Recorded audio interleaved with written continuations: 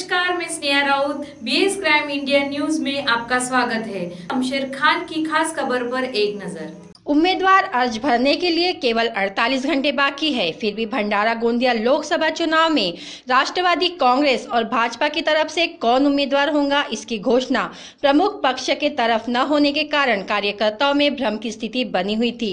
इसलिए भाजपा व राष्ट्रवादी कांग्रेस की तरफ से कौन उम्मीदवार होगा, इनके तरफ सभी की नजर लगी हुई थी।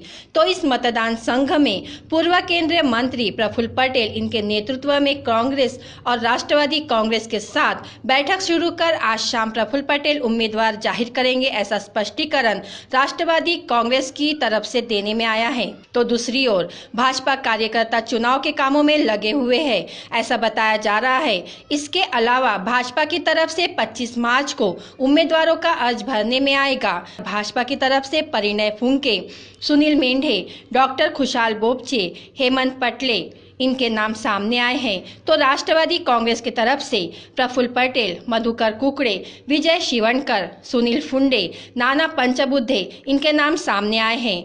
भंडारा गोंदिया लोकसभा क्षेत्र में अभी से राजकीय वातावरण गरमाने लगा है तथा उम्मीदवार कौन पहले जाहिर करेगा, इसकी राह दोनों पक्ष देख रहे हैं। आज दोनों प्रमुख पक्ष चुनाव के कामों में व्यस्त होकर भी दोनों पक्षों के बड़े नेता जिला में जमीनी सतह पर है। दोनों पक्षों के उम्मीदवार कौन होंगे, इसकी जिला में चर्चा शुरू है। यामध्ये संभ्रमची कोणतीही स्थिती नाही।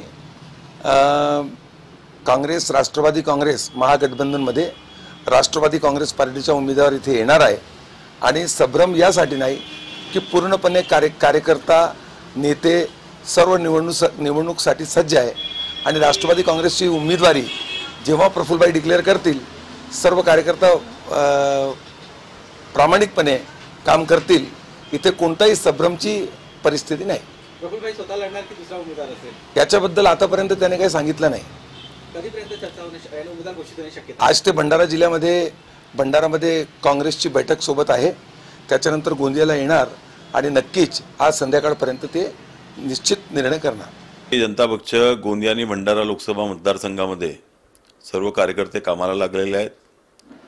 25 तारखेला जो कोणी उमेदवार पक्षाकडून ठरेल त्यांच्या नामांकन भरण्याची पूर्ण तयारी सुद्धा झालेली आहे आणि या मतदारसंघामध्ये मोदीजींच्या नेतृत्वामध्ये माननीय नितीनजी, माननीय देवेंद्रजी यांच्या नेतृत्वामध्ये निश्चित रूपाने मोठ्या फरकाने भारतीय जनता पक्षाचा विजय होईल अशा प्रकारची वातावरण पूर्ण या मतदारसंघामध्ये आहे आणि त्या दृष्टीने आज भारतीय जनता पक्षाचे सर्व कार्यकर्ते कामाला लागलेले आहेत। नाव घोषित करणे हा अधिकार जो आहे तो पक्षाच्या पार्लमेंटरी बोर्डाचा आहे आणि निश्चित रूपाने त्या संबंधाने पार्लमेंटरी बोर्ड हा निर्णय घेईल। याकरता मी काही अधिकृत व्यक्ती नाही आहे आणि जे पक्षाचा पार्लमेंटरी बोर्ड आहे त्यांची बैठका सुरू आहेत आणि निश्चित रूपाने ते आपल्या जे पार्टीची सिस्टीम आहे त्या सिस्टीमच्या निमित्ताने निश्चित रूपाने ते आपला उमेदवार जाहीर करतील। हे बघा, भंडारा आणि गोंदिया लोकसभा क्षेत्राची जी निवडणूक आहे अत्यंत अशा पद्धतीने त्यांनी ज्या पद्धतीने नावं डिक्लेअर झालेले नाहीत, म्हणजे आजूबाजूच्या सर्व मतदारसंघ असोत, नागपूर आहेत, वर्धा झालं, चंद्रपूर झालं, गडचिरोली झालं, या सर्व आजूबाजूच्या मतदारसंघाची नावे संपूर्ण डिक्लेअर झालेली आहेत उमेदवारांची। पण भंडारा आणि गोंदियाच्या संदर्भामध्ये या संदर्भात लोकसभा क्षेत्राचा जो विषय आहे या ठिकाणी ना भाजपने आपला उमेदवार जाहीर केलेला ना राष्ट्रवादी काँग्रेसचा आघाडीचा उमेदवार या ठिकाणी जाहीर झालेला आहे। कारण एक दुसऱ्यांचा या ठिकाणी कसं आहे की ही यावेळी पोटनिवडणुकीपूर्वी ज्या पद्धतीने भाजप या ठिकाणी पराभूत झालं होतं, तर यावेळेस भाजप कुठल्याही परिस्थितीमध्ये कुठल्याही किमतीवर या ठिकाणी अलर्ट राहण्याच्या दृष्टिकोनातून आपला उमेदवार अत्यंत संवेदनशीलपणे या ठिकाणी देण्याच्या तयारीत आहे आणि तीच परिस्थिती राष्ट्रवादीच्या संदर्भात आहे। राष्ट्रवादी काँग्रेस पक्षामधून सुद्धा काही नावे आहेत, पण त्यासोबतच प्रफुल्लभाई यांनी जरी निवडणूक लढण्याचा निर्णय घेतला नसला तरी पण कार्यकर्त्यांचा आग्रह असा आहे की प्रफुल्लभाई यांनी ही निवडणूक लढावी आणि असंही होऊ शकतं की शेवटच्या घटकेला प्रफुल्लभाई या ठिकाणी उमेदवार असू शकतात। पण त्या ठिकाणी जे काही वर्तमान नावं चाललेले आहेत, मधुकर कुकडे वर्तमान खासदार त्यांचंही नाव या ठिकाणी सुरू आहे, विजय शिवनकर आहेत, सुनील फुंडे आहेत, नाना पंचबुद्धे आहेत, ही नावे सध्याच्या घडीला राष्ट्रवादी काँग्रेस पक्षाकडून चालू आहेत। तर या ठिकाणी भाजपतर्फे परिणय फुके आणि डॉक्टर खुशाल बोपचे हेमंत पटले आणि सुनील मेंढे अशा पद्धतीची ही नावे भाजपतर्फे आहेत। यामधून कुठला तरी उमेदवार जाईल होईल अशा पद्धतीचा वातावरण या ठिकाणी तयार झालेलं आहे आणि एकंदरीत ज्या पद्धतीने या ठिकाणी उमेदवार अद्यापपर्यंत जाहीर केले गेले नाहीत, त्यामुळे एक आणीबाणीची परिस्थिती या मतदारसंघामध्ये निर्माण झालेली आहे आणि कार्यकर्त्यांमध्ये या संदर्भामध्ये उत्सुकता आहे, काही ठिकाणी रोष आहे, काही ठिकाणी मागण्यांचे अजूनही निवेदनं सुरू आहेत।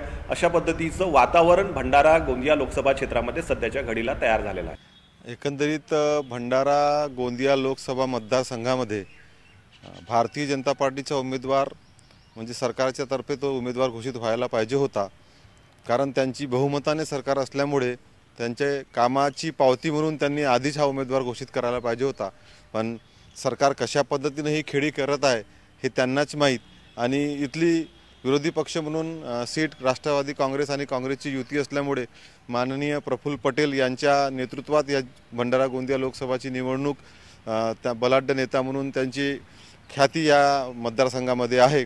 त्यामुळे त्यांनी पण अजूनपर्यंत उमेदवारी घोषित केली नाही, तरी सर्व कार्यकर्त्यांमध्ये दोन्ही पक्षाच्या एक समभावाचे वातावरण निर्माण झालेलं आहे की बाबा नेमका या भंडारा गोंदिया लोकसभा क्षेत्रात होणार काय। त्यामुळे लवकर त्याची उमेदवारी त्वरितच घोषित करावी, जेणेकरून आपल्या आपल्या पक्षाचे कार्यकर्ते लवकर कामाला लागतील आणि भंडारा गोंदिया जिल्ह्याला या लोकसभेच्या उमेदवारामार्फत लवकर न्याय मिळेल अशी सर्व जनतेकडूनही अपेक्षा आहे।